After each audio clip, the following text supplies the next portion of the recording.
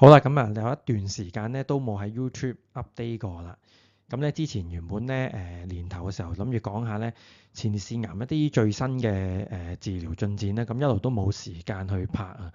咁今日有少少時間咧就去講解咧前列腺癌而家咧喺今年嚟講咧，到今時今日2025年嘅6月咧，究竟有啲咩新嘅藥物或者其他嘅治療方法啦？咁咧就因為咁啱，亦都近來有呢個美國嘅腫瘤學會 ASCO 嘅新嘅 update 啦。咁我都會有一啲特別，當然前列腺癌有好多新嘅治療啊，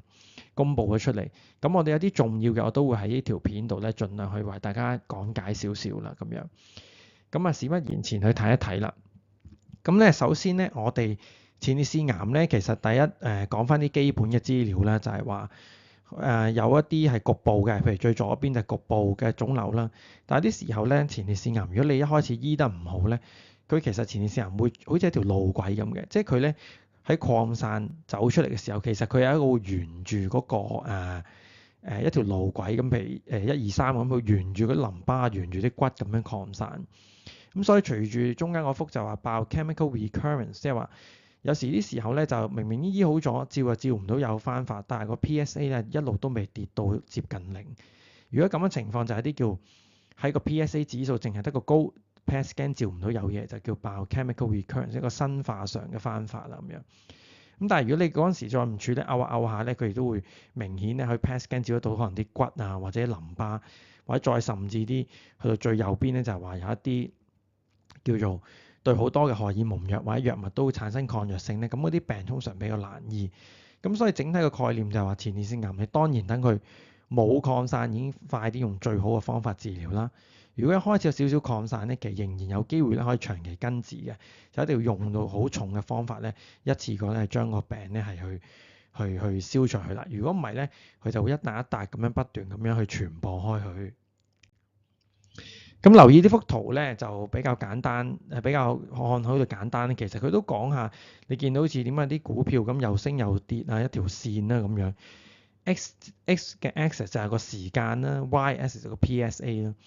譬如第一個高峰，第一個山就話當我哋 PSA 少少高嘅時候，就發覺可能係原發啦，咁可能做手術或者做一啲高量嘅電療醫好咗。咁如果大部分有少部分病人咧醫唔好咧，佢又會再度上升嘅 PSA。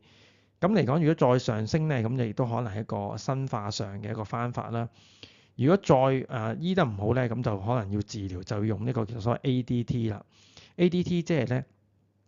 男性荷爾蒙藥物，全名叫男性荷爾蒙剝離方法，即係亦都係咧俗稱我哋嘅荷爾蒙藥，將個身體男性荷爾蒙降低佢。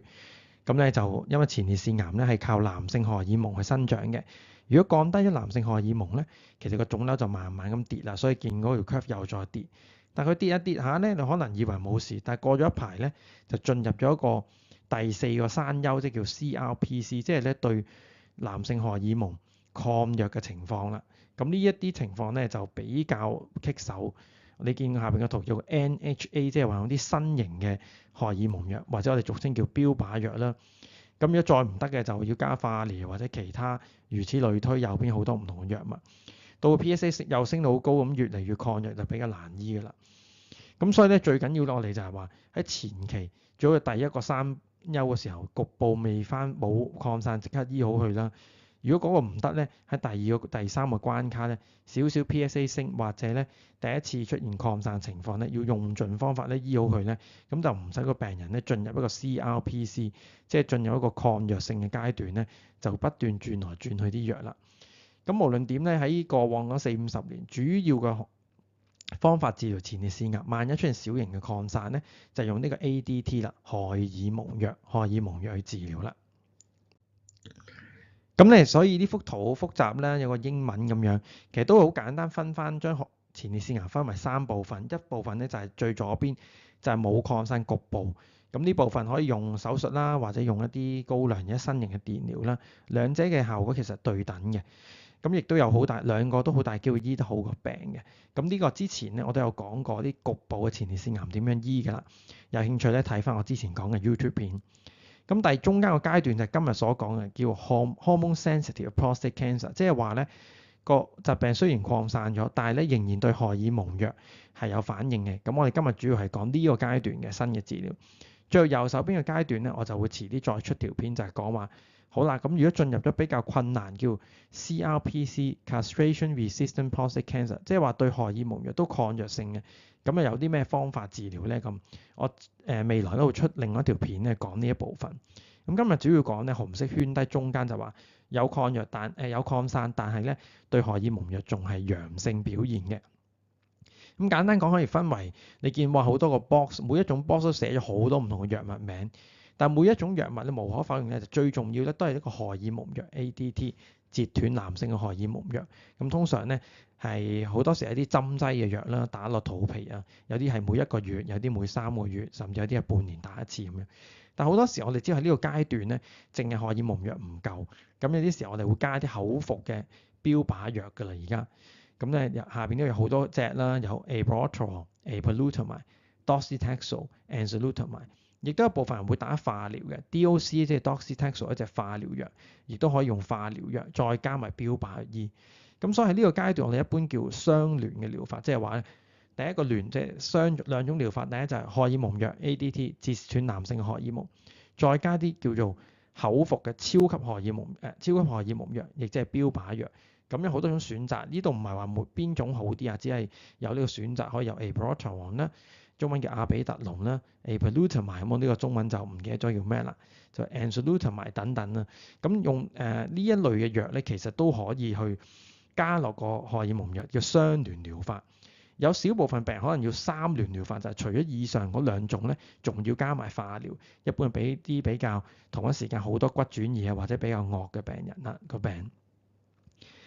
就算如果有少量擴散，你見我哋呢度有時我哋會除咗用藥之外，我哋都會加埋 RT， 即係加埋一啲電療咧，去將身體有嘅一啲骨嘅擴散啊、原發嘅地方進行電療，亦都係一個好重要嘅治療方案嚟嘅。咁如果睇翻呢個，亦都係一幅圖，就係睇翻喺上年啦，2024年年尾啦，咁究竟咧就有咩標準嘅治療咧？如果係一個荷爾蒙局部嘅未擴散，就當然用電療去醫啦。如果係紅色圈住嗰啲就話仲係對荷爾蒙藥未抗藥嘅，其實好多藥可以加。你見綠色呢啲全部都可以加啦。咁亦都可以加紅色加一啲電療啦，亦都可以咧用一啲黃色就係加化療。咁你粉紅色呢兩樣係咩咧？就係話3聯療法，即係話咧除咗荷爾蒙藥加埋標靶藥，再加第三咪加埋化療，3管齊下治療。咁所以咧其實喺呢個治療前列腺癌荷爾蒙藥物，即使係啱啱擴散，仍然未有抗藥性嘅情況咧，其實有好多唔同嘅治療都可以加落去。咁至於你話咁點樣加邊隻啊？當然要睇病人嘅情況啦，就唔可以一概而論。咁有啲病人成日問我話點解我咪一定要食呢一隻abiraterone，唔可以用食另外一隻藥 apalutamide，或者唔可以用 apalutamide 用其他標靶藥咧？其實都唔一定嘅，醫生會按照病人嘅情況咧去選擇唔同嘅藥物。咁總之咧，其實好多種方法去治療嘅。咁最右手邊就係講話抗藥性嘅情況點出現，其實都有好多唔同嘅治療。不過呢個咧比較複雜，我留翻咧將來另外一條片咧為大家簡介。嗱，呢啲咧嘅一啲 slide 就話，其實唔同嘅標靶藥，呢3種嘅標靶藥咧都比較常用，就係有唔同大嘅一啲3期嘅國際性研究咧，每個咧招募咗超過成1000人去跟進咗好多年，跟咗4-5年啊6年咁樣去睇翻，其實每3隻咧都係，如果相對於你淨係用荷爾蒙藥再加埋呢啲新型呢3隻其中一隻嘅口服標靶藥咧，其實都係大大減低呢一個嘅抗藥性啦，亦都係大大增加生存期嘅。大約咧可以講話可以減低至差唔多3至4成嘅死亡率。咁其實嚟講咧，就算講一個比較舊嘅研究咧，你擴散咗個病中位數咧，就算用埋呢個荷爾蒙藥，再加埋標靶藥，起碼都有50個月嘅平均。50個月即係講緊4年幾5年。咁當然而家更加多一啲比較新嘅下邊兩個 Titan Study 啦、KISS Study 比較新嘅，佢哋根本咧連度個中位數咧 NR， 即係話根本都未到，即係話咧可能嗰啲病人咧分鐘咧，如果你用啱藥咧，8年、10年甚至更長都喺度。咁有啲病人甚至配合埋一啲嘅電療咧，嗰個復發風險就更加低。咁所以變咗咧，其實而家前列腺癌咧，慢慢我哋已經演變到係話配合咁多治療，變成一個長期病患咁樣去做。咁但係最關鍵嘅就係話，啱啱發病嘅時候咧，就好多人淨係可能俾咗荷爾蒙藥。去到冇加到口服標靶藥咧，咁個效果其實有時未必咁好啊。咁要按照情況，如果個病真係控制得唔好咧，就一定要加埋啲口服嘅標靶藥咧，就盡快壓低個病。咁所以咧喺過往我哋全部一啲擴散咗，啱啱擴散荷爾蒙仲係陽性嘅病咧，全部都係話我用荷爾蒙藥啦，加一啲口服嘅標靶藥啦咁樣。呢個就係以往嘅做法，全部人冇分別。但係而家嚟講，我哋其實都會細分每個病都唔同嘅，有啲可能係只係得好少地方擴散嘅，咁就除咗標靶藥 ARPI 即係標靶藥啦 ，ADT 即係荷爾蒙藥，再加啲局部嘅治療，即係將個前列腺原發嗰度進行呢個電療嘅打擊啦。咁如果係好高volume，即係好多嘅病咧，就有時可能除咗 ADT 荷爾蒙藥啦，口服標靶藥 ARPI 再加埋呢個化療一齊用嘅。咁今年咧喺呢個 ASCO 嘅2025咧，就啱啱上個禮拜咧就有一個好重要嘅研究發布，就話差唔多揾咗成1000人一個 real life，即係話全世界咁多地方結合咗一個數據庫，就睇我哋有時問究竟呢啲一線嘅病人，我哋用咗荷爾蒙藥，用埋呢個口服標靶藥，個 PSA 係咪跌到1到2度就已經夠咧咁樣？嗱，有啲病人未治療之前呢個 PSA 癌指數可能成千啊或者幾百。咁有啲病人見到，咦，我哋用咗藥跌到有得返3-4度，咁就諗住好開心啦咁。咁究竟跌得幾低先叫夠咧？咁呢個研究叫 Ironman 嘅 Registry 嘅研究咧，就俾我哋咧好好嘅數據，就發現咧，原來咧無論我哋用邊一種嘅標靶藥，即係話用好多唔同牌子嘅口服標靶藥咧，如果我哋去到第6或者第10個月用一樣，個指數 PSA 唔能夠跌過細過0.1，即係綠色呢一度。就其實個病咧就已經差啲嘅啦，即係話咧原來跌到由1000跌到1癌指數跌咗1000倍咧都唔夠嘅。你如果大過0.2到6個月咧，其實咧已經個病咧就相對冇咁好嘅依家，一定要喺半年內咧將個 PSA 咧壓到去細過0.1，即係差唔多度都度唔到咧，咁樣咧先係有一個好好嘅生存嘅機會。咁所以咧而家嚟講咧，我哋好着重就食咗呢啲口服標靶藥，用埋荷爾蒙藥。幾個月之後，有啲可能唔使半年，有啲3個月已經跌到 PSA 度唔到啦，接近0.1或者以下咧。其實咧嗰個病人嘅預後咧嘅生存率咧會係即係高好多。譬如大家睇呢個右邊嗰幅圖咧，你見到紫色就係話嗰啲人咧可能到半年到12個月仲係有0.2以上嘅 PSA，你見個生存比率不斷咁跌緊。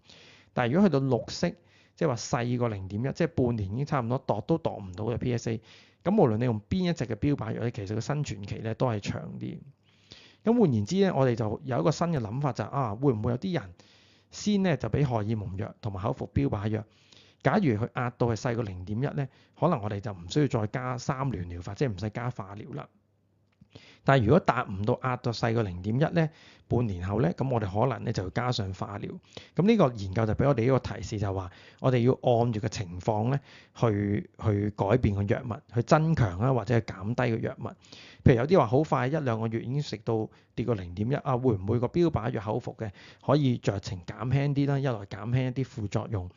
或者唔使食咁密，或者暫時去停一停個標靶藥，淨係 keep 住個荷爾蒙藥咧，呢個咧都係我哋臨床方面醫生會考慮嘅因素。咁亦都而家初步咧有一啲研究咧已經開始諗緊呢樣嘢，就係話左邊嘅研究就係做緊就話如果用咗標靶藥同荷爾蒙藥冇辦法壓到細過0.1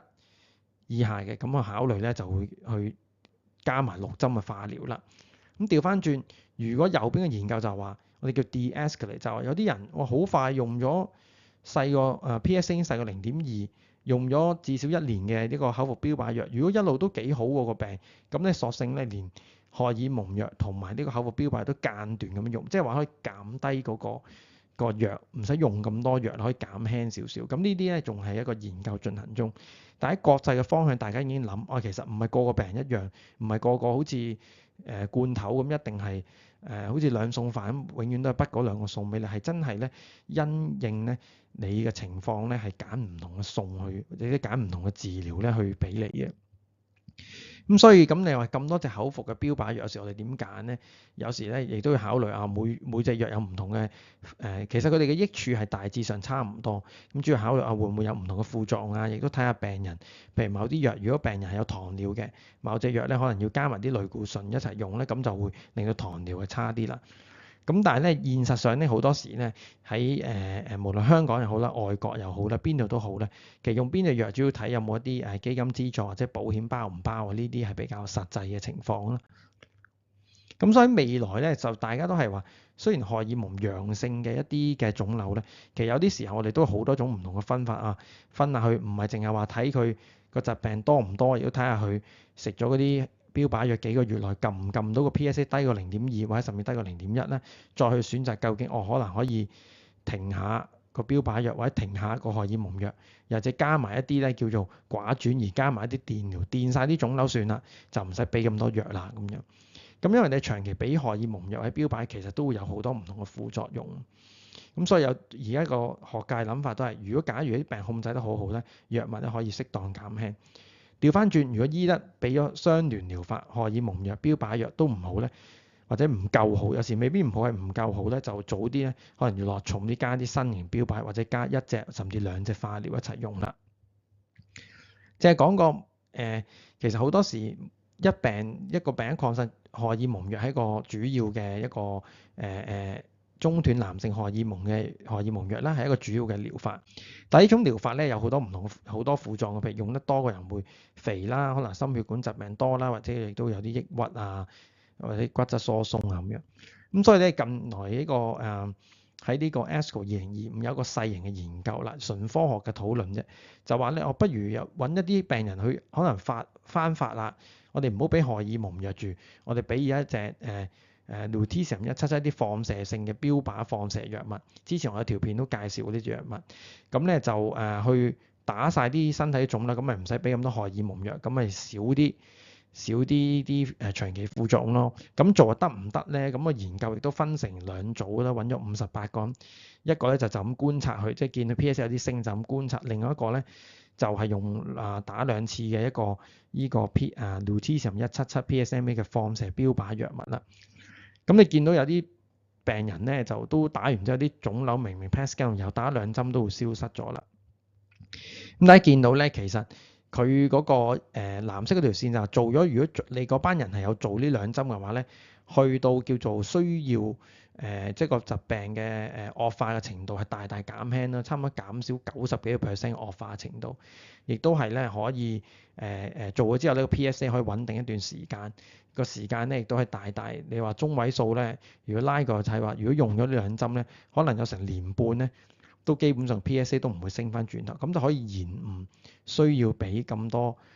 男性荷爾蒙藥啦。咁呢個研究咧，的確係比較係前瞻性，就未來會唔會其實我哋未必需要用咁重長期嘅男性荷爾蒙藥咧，因為都有唔同嘅副作用，會唔會用一啲新型嘅放射標靶更加好咧？咁啊有待我哋更加多嘅研究去證明啦。咁但係無論如何，總結嚟講咧，就係而家一啲荷爾蒙藥未抗藥性嘅擴散咗個荷爾蒙擴散咗個前列腺癌咧，其實咧有好多藥物去用，亦都大家諗下有啲時候咧真係按住病人嘅需要咧有所加減，有啲人咧可能需要重啲嘅藥，有啲人咧可能輕啲嘅藥就得啦。亦都會睇下醫生會睇下你用咗藥之後嗰幾個月個 PSA 跌得夠唔夠，去唔去到0.1咧，作為一個指標。咁當然啦，今日呢條片就真係學術討論啫，每個人嘅情況都唔同嘅。咁咧如果大家有對於自己病情有問題咧，就先請教自己嘅主診醫生。嚟緊咧，我會有下一條片咧，就會去再講下咧一個男性荷爾蒙抗藥性嘅疾病咧係點樣處理嘅。多謝大家。